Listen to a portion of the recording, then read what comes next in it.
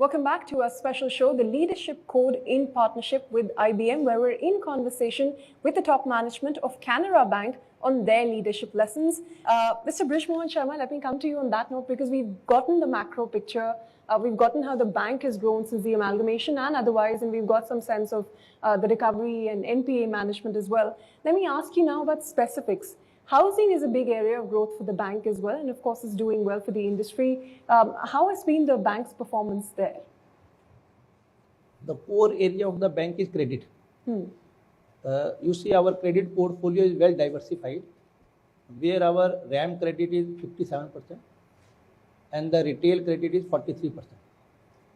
Going forward, we are going to maintain this equation with more inclination towards the retail credit, because our focus is on horizontal expansion with the de-risking of balance sheet. So last year, YOY, we reflected a credit growth of 9.51% in retail portfolio. And in retail too, our more focus is on housing loan, where our YOY growth is 14.77%. So retail credit will continue to be our attraction. For that purpose, last year we have set up 242 retail asset hub, pan India. Now they are well settled. They will be the business drivers in retail credit going forward. So each retail asset hub, they will monitor 40 to 50 branches. So they will be driver not only in ensuring the advance, quantum of advance, but they will also ensure the quality of credit as well as credit discipline. Because we want to ensure credit discipline also, vis-a-vis credit quality and quantum of advance. So going forward, we have given a guidance note of, you can say 12% in the retail credit portfolio and 16% to 18% in the housing loan portfolio. Mr. Raju, let me ask you about some of the digital trends that are shaping the banking and financial services industry today. Of course, Mr. Patel highlighted some of the emerging trends, but in the digital space specifically, what has been your experience? What are the newer technologies?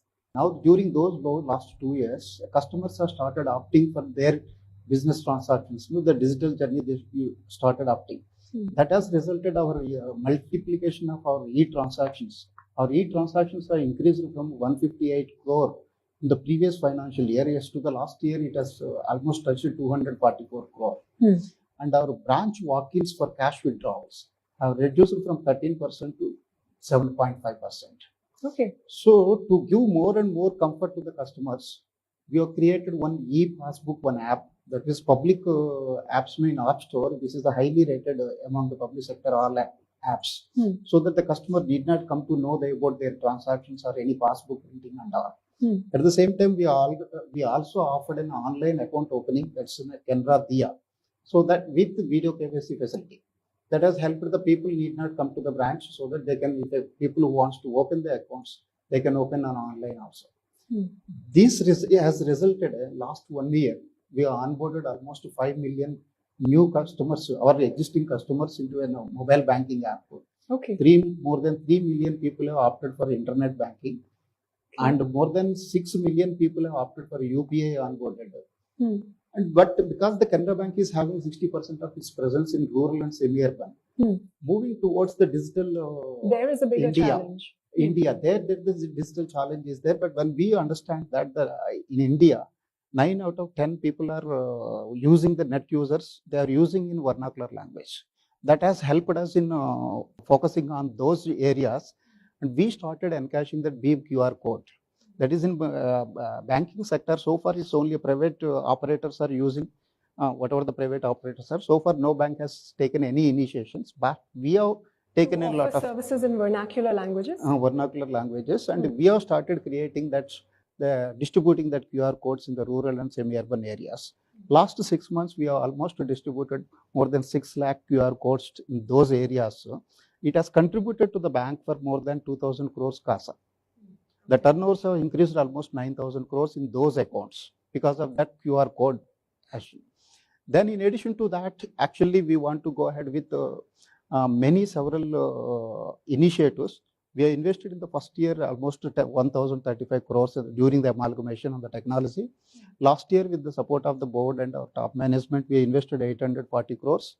And this year, again, we are focusing not only the 200 crores is only for the digital lending, but we are aiming for our capital budgeting is the board has already approved almost 1,400 crores for investing on the technology. In this financial year? In this financial year, that is so.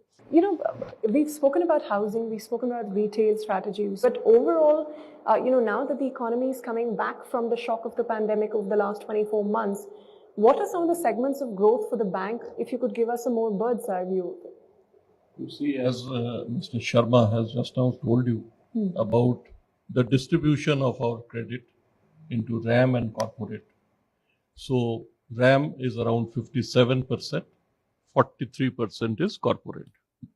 Now, amongst the corporate, what Canara Bank's strategy is, and we have been maintaining that strategy for quite some time, that we go in for higher rated corporates. And by doing that, as on March, in our books of corporates, we have more than 77% A and above rated accounts.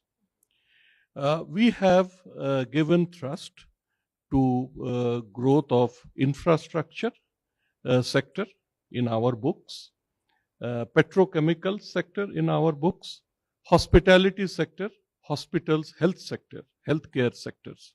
So these are our, and NBFC of course. With regard to NBFC, let me again add here that so far as NBFC sector is concerned in our books, out of standard assets, 99% is rated A and above. So it is a book which is very strong right now, NBFC. So this is how we propose to grow. These are the sectors and other sectors as well. But of course, keeping in mind the government thrust on infrastructure, our bank has also increased the infrastructure book during the last 1 year or so. Okay, Mr. Majumdar, let me bring you in on that note, and thank you for being patient to meet some of these ambitions, the kind of growth that the leadership is outlining. What is the capital position of the bank? I know we've talked about how the bank has raised money from QIB, Tier 1 bonds, etc. But how comfortable are you on capital front? Our bank is very comfortable as far as capital position goes. As you know, as on 31/3/22, our CRAR was 14.90. And that has improved from 13.81 to this position in a year's time. And that was possible because of internal accruals of around 4,450 crores of profit, net of dividend. It is post-payment of dividend. And 9,000 crore, which Mr. Mukherjee said we have raised during the year in the form of QIP, 81 bonds and Tier 2 bonds. So this 14.90% of capital CRAR, which is the capital adequacy, it gives us enough headroom to grow the business in the medium term. And with the economic activity going back to normal, that is almost to pre-COVID levels, we expect the that is AI, blockchain, cloud, etc., that are helping this kind of transformation. So we are using even blockchain, for multiple other purposes. I'll give you some example. We recently tested our IMPS recon system along with NPCI using blockchain technology, which is one of the state-of-the-art technology which is recently used. The only difference here in blockchain kind of technology is that it requires a proper ecosystem to be built. So you cannot use a blockchain technology on your own because it is distributed processing. Okay, blockchain and cloud is where the future lies in. Mr. Rao, if you could come in on this, on what role it plays in assisting the sector overall, if you had some sense in meeting some of the changing customer expectations.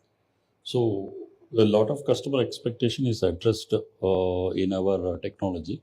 So we have done way back, we have done customer related requirements like direct crediting of 0.5% to a senior citizen without coming to the branch. He can just, you need not worry on the day of doing the EOD itself. System will automatically credit 0.5% to the customer. Way back we have done. And when RBI has come out with the customer protection guidelines, so I think we are the first bank to introduce the this one. Like if a customer feels that a transaction is not done by him, he can send a message saying that suspect 256161, which will block all the accounts related to that particular mobile number. So these are some of the customer centric. Beyond that, we have been doing many customer centric this thing for in that taking care of the technology aspects, like as our VD sir has told about the new mobile banking app, which is going to take care, and even we are going to come out with our new internet banking facilities, and also API banking, which is going to be for companies and other things. We can directly relate it to the ERP solution of those companies with our direct CBS. Okay, when we speak about all of these things digital, and Mr. Rao, let me bring you in finally on this as well.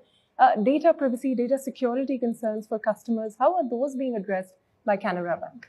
Yeah, first of all, madam, here 3 parts. One is our employees side, having the knowledge. Second is the infrastructure providers, it may be IBM or whatever, whoever is providing the security features inside it. And the other side users are the consumers. So for consumers, we regularly provide either in social media or on our website about the awareness, either on password or whatever changes are happening or whatever hackers issues are happening, whatever spam things are happening. We'll continuously provide the educative series. Similarly, as our colleagues have mentioned, even employees also, we keep them learning. It's a regular habit on digital products. Continuously upgrading their skills also. And also, whenever we take the new either software or the hardware, what are the security features? And we have a strong SOC center, security operating center, headed by CISO, who takes care. All clearances will be given by us before moving to any new product or any new technology that are well built. In addition to that, whatever government or Reserve Bank of India provides, those security aspects we take care from continuously on time to time basis. All right. Thank you very much for sharing your thoughts, all of you gentlemen, for being here and for taking time out. On that note, I thank all of you for being here, and we have to wrap up this special discussion. Thank you so much for watching. That was quite an engaging discussion, and I hope our audience had some good takeaways from how Canara Bank is one of the leaders in the industry in implementing technology to better business, better profitability, and to better customer experience. Well, that's all the time we have for you today, but we have more coming up. Stay tuned to CNBC TV18 as we'll be bringing you more such conversations with industry veterans on Leaders Code. Thank you for watching and take care.